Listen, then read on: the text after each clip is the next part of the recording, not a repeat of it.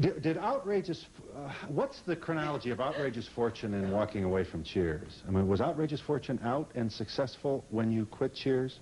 No, I had really, I knew that I had a 5-year contract, and as did everyone else.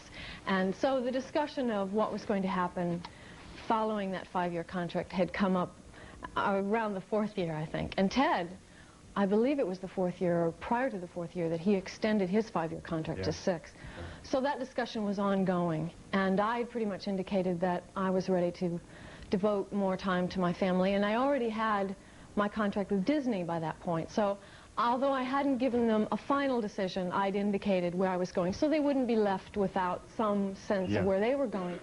And but you had your deal with Disney before you left, is I guess what I mean. I did, yes. As a matter of fact, that's been almost 2 years that I've been with Disney, and that happened right before we started pre-production story talks and whatever on Outrageous. Well, that must have made it a little easier, although I don't know too many people would walk away from a mega hit like this voluntarily. That's something. I'm impressed. Yeah? I think so. I mean... Well, as I say, you know, I believe in this very strongly, in making choices out of what feels right. And a lot of people thought I was crazy to go from a motion picture career, which was just budding, but it was starting to happen before I ever signed on Cheers. And who knew what Cheers was going to become? You know, probably those of you who've watched the show know that in our first season, you know, we were at the bottom.